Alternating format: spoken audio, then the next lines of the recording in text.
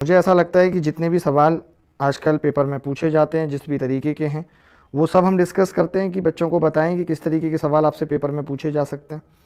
Hint रहे आपके पास, एक आइडिया रहे। एज इट इज सवाल कराना आप भी जानते हो कि बच्चों के लिए भी नुकसान है। जिन बच्चों का पेपर हो जाता है उनको लगता है कि नहीं कराया जाए, क्योंकि एसएससी सुधरने का नाम नहीं ले रही, वो नए सवाल नहीं बनाने की कोशिश करती।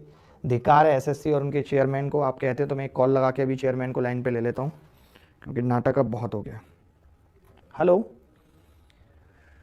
चेयरमैन साहब, मास्टर साहब बोल रहे हैं गणित के।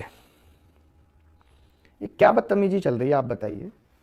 आप लोगों को 10 दिन के हिसाब से 4 शिफ्ट भी अगर मैं लगाऊं तो 40 मैक्सिमम शिफ्ट बनानी पड़ती हैं, और 25 से गुणा कर लें तो 1000 क्वेश्चन हो गए। क्या आप लोग इतने दिनों से ये धंधा चला रहे हो एसएससी का, आपके पास अभी तक 1000 क्वेश्चन नहीं बन पाए यूनिक है? मतलब ये क्या नौटंकी है यार, कि अगर एक घर में 3 लड़कों की 3 भाइयों की एक साथ शादी करानी है तो क्या एक ही पत्नी अलग अलग लहंगा पहना के बिठवा दें? आप बताओ आपके हिसाब से क्या होना चाहिए? भले ही लहंगा एक हो जाए लेकिन पत्नियां अलग होनी चाहिए, तीनों होनी चाहिए। लॉजिक तो यही है। आप क्या कर रहे हो? एक ही पत्नी है, लहंगा अलग अलग है, बस नाम अलग है, शिफ्ट 1 शिफ्ट 2, सवाल वही है। क्यों बच्चों के भविष्य के साथ खेल रहे हो? मजा आता है बहुत। टीम नहीं है उतनी अच्छी, सरकारी संस्थान है। अरे टीम इसमें कितनी लगेगी आप बताओ। आप भी अगर 2 दिन निकाल के बैठ जाओगे ना और सारे यूट्यूब पे जितने टीचर पढ़ा रहे हैं उनके यहां से भी 20-20 सवाल उठाओगे, उनकी पीडीएफ डाउनलोड करोगे, तो कोई बहुत लंबा टाइम नहीं है। मुझे तो ऐसा लगता है जिनसे आप पेपर बनवा रहे हो वो कहीं पहाड़ों पर जाके लाहौर में बैठ गए, उनको पता ही नहीं है दुनिया कहां पहुंच गई। यार ये सीजीएल है, कंबाइंड ग्रेजुएट लेवल का एग्जाम है। मल्टी टैलेंटेड सर्विस और लोअर डिप्टी कमीशन में तो तुम बहुत अच्छे अच्छे सवाल बना देते हो। उसके बंदे अच्छे हैं, नए लड़के हैं।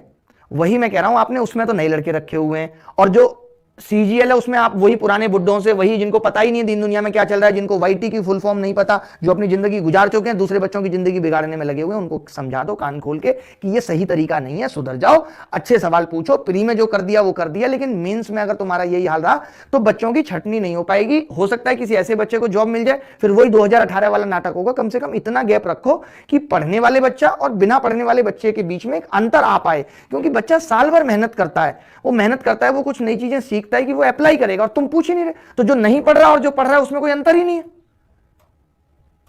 ठीक है भाई, मिल लो, आप मिल के बात करते हैं और इस प्रॉब्लम का सॉल्यूशन निकालते हैं। धन्यवाद। तो चलो दोस्तों, फिर आपसे मुलाकात होगी इसी उत्साह उमंग के साथ, और हम बस ये आज कल में आरएमए क्लोज करके A to Z क्वांट 2.0 भी अपना शुरू करते हैं। 9 से 14 छुट्टी रहेगी, क्योंकि मैं बहुत दूर जा रहा हूं, तो 9 से 14 छुट्टी रहेगी। बट कोशिश है कि उससे पहले और 1-2 टॉपिक निपटवा दूं, ताकि A to Z क्वांट 2.0 पे जितने भी बच्चे डिपेंड हैं उनका सिलेबस पहले ही खत्म हो जाए। कब से पहले खत्म हो जाए? जब तक मेंस एग्जाम हो। फिर भी अगर कोई बच्चा हमारी ऐप पे मेंस एग्जाम की सारी क्लासेस लाइव देखना चाहता है, क्योंकि A to Z क्वांट में जो मैं पढ़ा चुका हूँ उसको लाइव दोबारा नहीं पढ़ा पाऊंगा, तो किसी भी तरीके की हेल्प है, उसको फीस में या किसी भी चीज़ में दिक्कत है, कोई फिजिकली हैंडीकैप्ड है, किसी के माँ बाप नहीं है, किसी के साथ और समस्या है और वो फीस में हेल्प या किसी भी तरीके की हेल्प वो चाहता है, नहीं समझ आता है, तो इस नंबर पे कॉल और व्हाट्सएप कर सकता है। ठीक है, धन्यवाद, थैंक यू वेरी मच। खुश रहें, ख्याल रखें अपना। फिर मिलेंगे इसी उत्साह उमंग के साथ। तब तक के लिए बाय बाय, टेक केयर, धन्यवाद।